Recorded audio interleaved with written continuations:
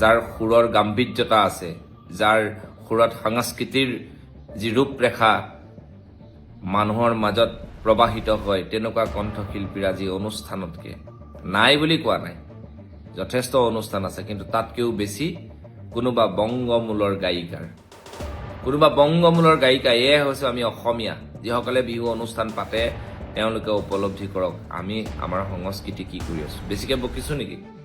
নাই বকা, সঁচা কথা কৈছো। গাত লাগিব পাৰে, কিন্তু ই সঁচা কথা।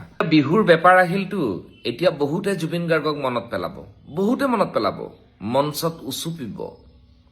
মই এটা কথা স্পষ্ট ভাষাৰে কওঁ, যিসকলে জুবিন দাৰ গান গাব নোৱাৰে নাগাব। জুবিন দা আটাইতকৈ বেছি বেয়া পাইছিল যে তেওঁ গান সুৰটো বেলেগ কৰি, তাল বেলেগ কৰি, উশাহ চুটি কৰি অট'টিউন লগাই গান গালে জুবিন গাৰ্গে বিৰাটেই বেয়া পাইছিল, সেইকাৰণে নাগাব। অসমীয়া গামোচাৰ পৰিৱৰ্তে চালানী যিবোৰ গামোচা আহি অসমখন শেষ কৰিছে, তেনেকে চালানী কণ্ঠশিল্পীও আহি অসমৰ চাৰিওফালে হেঁচা মাৰি ধৰিছে। আজি সুবাসনা দত্তৰ পৰিৱৰ্তে এগৰাকী নিজৰ এটাও অসমীয়া গান নথকা, এটাও নাই, যিকেইটা আছে শুনিব নোৱাৰি, 2টা নে 3টা, এটাও অসমীয়া গান নথকা কণ্ঠশিল্পীয়ে ইখনৰ পিছত সিখন মঞ্চ। কাৰণটো হৈছে জুবিন গাৰ্গক ব্যৱহাৰ। জুবিন গাৰ্গৰ গানবোৰ গাই সাংঘাতিক বেয়া সুৰবোৰ শেষ কৰি পেলাইছে, আৰু সেই কণ্ঠশিল্পী আজি এখনৰ পিছত এখন অনুষ্ঠান পায়। আমাৰ অসমৰ দল সংগঠনবিলাকক মই কৈছো, আপোনালোকে এই কথাবোৰ অকণমান চিন্তা কৰিব।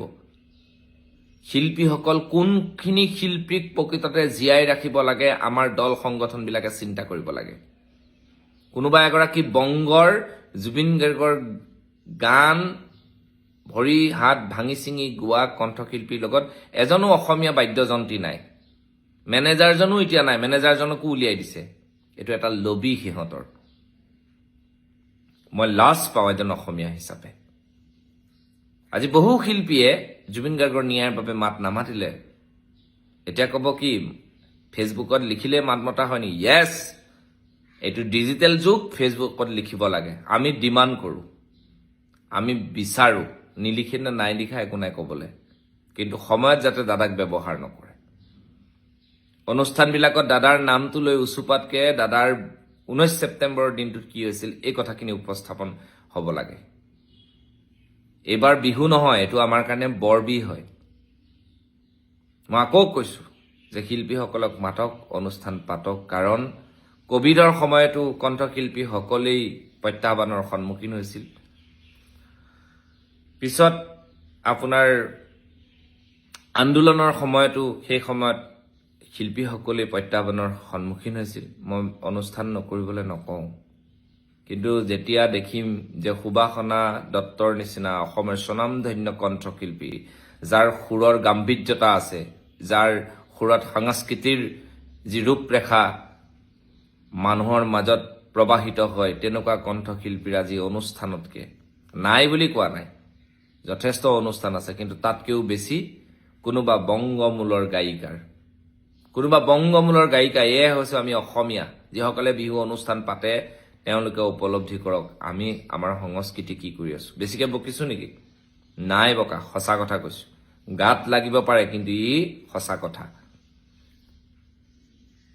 চিকিউৰিটি যিগৰাকী লগত ৰাখে বংগমূলৰ গায়িকাৰ লগত, তেওঁ বহিৰাগত, আৰু এইবিলাক চলি থাকিব। আমাৰ অসমীয়া শিল্পীসকলেও যেতিয়ালৈকে অনুধাৱন নকৰিব, আৰু বৰ্তমান সময়ত জুবিন দাই নাই বৰ্তমান সময়ত কিবা এটা কথা ক'বৰ কাৰণে, কিন্তু অসমৰ দল সংগঠনবিলাকে অলপ অনুভৱ কৰিব কোনখিনি শিল্পীক জীয়াই ৰাখিব লাগে।